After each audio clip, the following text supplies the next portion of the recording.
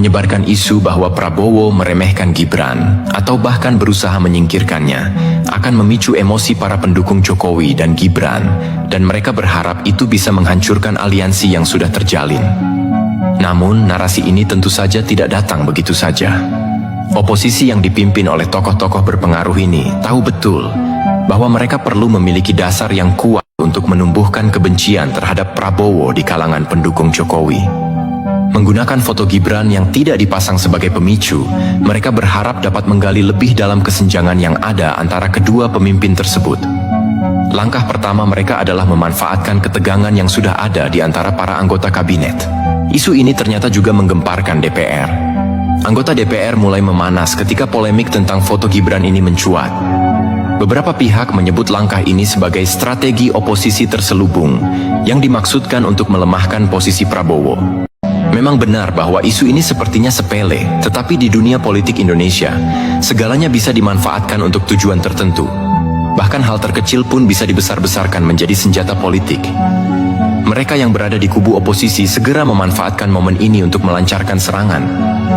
Mereka menganggap ini adalah kesempatan langka untuk menguji sejauh mana kekuatan Prabowo di dalam kabinet. Menurut mereka, jika Gibran merasa tidak dihargai atau tersingkirkan, maka ini akan menambah ketegangan antara Gibran dan Prabowo. Dan dengan ketegangan yang semakin berkembang, mereka berharap bisa memecah belah koalisi yang sudah terbentuk. Namun, apakah langkah ini benar-benar akan berhasil? Apakah Prabowo dan Gibran benar-benar terjebak dalam permainan politik yang dimainkan oleh oposisi? Kita belum tahu jawabannya, tetapi satu hal yang pasti, ketegangan ini akan terus berlanjut, dan banyak pihak yang akan mengamati apakah kekuatan oposisi akan semakin menguat atau justru berbalik arah. Oposisi Indonesia tidak pernah tidur. Mereka terus berupaya membangun narasi yang menyudutkan Prabowo dan Gibran. Narasi yang mereka usung sangat sederhana, namun efektif. Mereka ingin meyakinkan publik bahwa Prabowo sebenarnya sedang berusaha mengorbankan Gibran demi kepentingannya sendiri. Mereka tahu bahwa foto Gibran yang tidak dipasang bisa menjadi alat untuk menguatkan teori mereka. Mereka bahkan mulai menggali lebih dalam, mencari pernyataan-pernyataan yang bisa disalahartikan atau dipesankan untuk memperkuat cerita bahwa Gibran adalah sosok yang merasa terpinggirkan. Namun yang lebih ironis, narasi ini tidak hanya ditujukan untuk merusak hubungan antara Prabowo dan Gibran, tetapi juga untuk merusak hubungan antara Prabowo dan Jokowi. Mereka berharap dengan menggambarkan Gibran sebagai korban, mereka bisa membangun narasi bahwa Jokowi dibohongi oleh Prabowo. Dengan kata lain, oposisi berusaha menciptakan perpecahan besar di dalam koalisi pemerintah dengan menggunakan isu-isu pribadi dan keluarga sebagai senjata. Polemik ini membawa dampak besar, bukan hanya bagi hubungan antara Prabowo dan Gibran, tetapi juga bagi koalisi Merah Putih. Ketegangan ini membuat banyak pihak mulai mempertanyakan sejauh mana koalisi ini bisa bertahan. Terlebih lagi, Prabowo tidak hanya harus menghadapi oposisi, tetapi juga harus menjaga hubungan dengan partai-partai yang ada dalam koalisinya. Di sisi lain, Gibran yang seharusnya menjadi kekuatan muda dalam pemerintahan, justru berada di posisi yang semakin sulit. Sebagai wakil presiden, ia harus menjaga jarak antara dirinya dengan Prabowo, namun pada saat yang sama, ia juga harus tetap menunjukkan bahwa ia bukanlah sekadar simbol anak mantan presiden. Hal ini membuat Gibran semakin sulit untuk memainkan perannya secara maksimal dalam pemerintahan. Si Merah Putih kini berada di ujung tanduk. Ketegangan yang terjadi antara Gibran dan Prabowo bisa menjadi titik balik bagi keberlangsungan koalisi ini. Apakah mereka bisa saling menyatukan kembali atau justru perpecahan semakin besar? Itulah yang akan kita lihat dalam beberapa bulan ke depan. Oposisi yang sedang bergerak diam-diam mulai membuka strategi yang lebih gelap dan berbahaya. Dengan berfokus pada Gibran dan Prabowo, mereka berusaha mengatur narasi sedemikian rupa agar para pendukung Jokowi merasa ada ketidakadilan yang terjadi, yang berujung pada perpecahan lebih dalam antara kedua figur besar tersebut.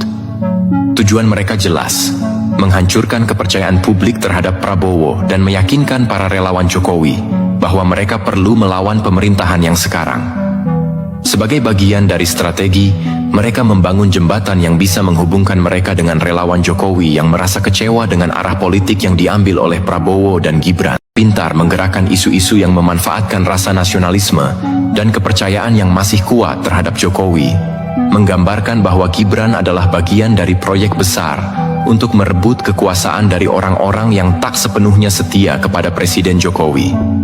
Namun, seiring berkembangnya waktu, ternyata gerakan oposisi ini tidak hanya melibatkan beberapa kelompok yang ada di luar pemerintah, melainkan juga mereka yang berada di dalam koalisi. Beberapa pihak mulai merasa tidak puas dengan posisi mereka di pemerintahan dan mulai berusaha menciptakan kesan bahwa mereka memiliki alternatif yang lebih baik untuk negara ini. Mereka pun mencari celah di mana perpecahan antara Gibran dan Prabowo bisa menguntungkan mereka. Apa yang sebelumnya dianggap sebagai isu kecil, yaitu foto Gibran yang tidak dipasang, ternyata sudah dipakai untuk membuka celah yang lebih besar dalam struktur pemerintahan. Dan mereka yang berada di balik layar mulai memperkuat narasi untuk menyingkirkan Prabowo dan Gibran, dengan harapan bisa menggantikan posisi mereka di masa depan. Seperti yang sudah diduga, taktik berikutnya yang dimainkan oleh oposisi adalah menggunakan media untuk memanipulasi opini publik. Melalui berbagai saluran informasi, baik itu media sosial, talk show, dan berita utama, oposisi berusaha memanfaatkan setiap kesempatan untuk memperbesar ketegangan ini. Mereka tidak hanya fokus pada hubungan Prabowo dan Gibran, tetapi juga mulai menabur keraguan tentang kinerja kabinet secara keseluruhan. Dalam banyak artikel dan tayangan yang dihasilkan, mereka mulai mengungkapkan bahwa hubungan antara Jokowi dan Prabowo adalah hubungan yang penuh dengan ketidakpastian dan tidak stabil.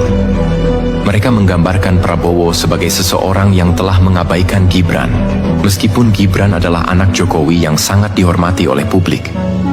Dengan menciptakan kesan seperti ini, mereka berharap bisa menumbuhkan ketidakpercayaan terhadap pemerintahan Prabowo dan menggerogoti dukungan publik yang seharusnya menjadi tulang punggungnya. Namun yang lebih memprihatinkan adalah bahwa taktik ini semakin meruncing. Beberapa media mulai mengangkat topik-topik sensasional yang memanipulasi fakta, mengaburkan kenyataan dengan opini yang sengaja dibesar-besarkan. Mereka juga mulai menyebarkan cerita tentang adanya kekuatan besar di belakang Gibran yang dikendalikan oleh pihak-pihak yang berniat menggulingkan Prabowo, sambil menyebutkan bahwa Jokowi dan Gibran hanyalah alat yang digunakan untuk mencapai tujuan tersebut. Namun, di balik semua taktik ini, satu hal yang jelas, oposisi memainkan permainan yang sangat berbahaya. Jika mereka berhasil menghasut cukup banyak massa dan membangkitkan rasa tidak puas, mereka tidak hanya akan menghancurkan koalisi, tetapi juga merusak stabilitas politik Indonesia yang sudah terbangun. Keberhasilan oposisi dalam memanfaatkan celah antara Gibran dan Prabowo juga memengaruhi partai-partai yang ada dalam koalisi pemerintah. Tak hanya pejabat di luar pemerintahan yang mulai merasa gelisah, beberapa tokoh besar di dalam koalisi juga mulai berpikir ulang tentang arah politik yang diambil. Ketidakpastian ini tidak hanya merusak hubungan antara Prabowo dan Gibran, tetapi juga memengaruhi hubungan antara partai-partai yang mendukung pemerintahannya. Beberapa anggota kabinet yang memiliki ambisi pribadi mulai melihat celah ini sebagai peluang untuk menaikkan posisi mereka sendiri. Mereka mulai memperdebatkan apakah sebaiknya mereka tetap berada di pihak Prabowo, atau apakah mereka perlu mencari jalan untuk mengalihkan dukungan ke arah lain, terutama jika perpecahan semakin besar. Dengan semakin berkembangnya isu ini, mungkin saja terjadi pergeseran besar dalam struktur partai yang mendukung pemerintah. Sebagai contoh, bisa saja ada beberapa partai yang sebelumnya mendukung Prabowo yang mulai beralih mendukung oposisi jika mereka Prabowo tidak lagi mampu mengelola kabinet dengan baik. Ini tentu saja akan menjadi ujian berat bagi pemerintah yang baru saja terbentuk. Pada titik ini, kita mulai melihat bahwa strategi oposisi sudah cukup efektif dalam menciptakan ketegangan yang tidak bisa diabaikan. Meskipun Prabowo dan Gibran telah mencoba untuk menjaga hubungan mereka tetap kuat, namun di luar sana ada banyak pihak yang terus-menerus mengadu domba mereka dengan berbagai cara. Ketegangan ini semakin mengarah ke satu tujuan, memecah belah pemerintah dan menghilangkan kekuatan yang mereka miliki. Namun kita juga harus menyadari bahwa Gibran dan Prabowo adalah dua tokoh besar yang tak mudah terpengaruh begitu saja. Meskipun banyak yang berusaha memecah belah mereka, keduanya tetap memiliki kekuatan politik yang besar. Pada akhirnya, apakah mereka akan terpecah atau malah semakin solid dalam menghadapi tantangan yang ada? Hanya waktu yang bisa menjawab. Namun yang pasti, ini ujian besar bagi mereka berdua. Gibran harus berusaha menunjukkan bahwa ia bukan sekadar anak dari Jokowi, sementara Prabowo harus terus menjaga stabilitas dan menguatkan posisi pemerintahannya. Di sisi lain, oposisi yang semakin gencar memainkan strategi mereka tentu akan terus mencari celah untuk melemahkan kedua tokoh ini. Sekarang, kita tiba di titik di mana pertarungan politik Indonesia benar-benar mencapai puncaknya. Oposisi yang sebelumnya tampak seperti kelompok yang terpecah-pecah kini mulai bersatu dalam satu tujuan: menghancurkan posisi Prabowo dan Gibran. Mereka berusaha mengeksploitasi setiap perbedaan yang ada di dalam koalisi untuk memecah belah pemerintah yang ada. Apakah mereka akan berhasil? Itu adalah pertanyaan yang belum bisa dijawab, tetapi satu hal yang pasti, strategi ini sudah mulai terlihat efeknya. Di berbagai platform media sosial, para pendukung oposisi semakin vokal dalam menyerang Prabowo dan Gibran, mencoba menggiring opini publik dengan cara yang mereka anggap efektif. Jika mereka berhasil memanfaatkan ketegangan ini dengan baik, maka perpecahan besar dalam pemerintahan bisa saja terjadi. Namun, di sisi lain, Prabowo dan Gibran juga mulai menyadari ancaman ini. Mereka tidak bisa lagi bertindak seperti sebelumnya. Mereka harus berstrategi dengan lebih hati-hati, menjaga aliansi yang ada, dan pada saat yang sama merespons serangan oposisi dengan langkah yang lebih cerdas dan terukur. Pada akhirnya, apa yang akan terjadi dengan Prabowo, Gibran, dan pemerintahannya? Apakah mereka bisa mengatasi serangan-serangan ini dan tetap bersatu? Atau apakah oposisi akan berhasil memecah belah mereka? Ini adalah permainan politik yang penuh dengan ketegangan.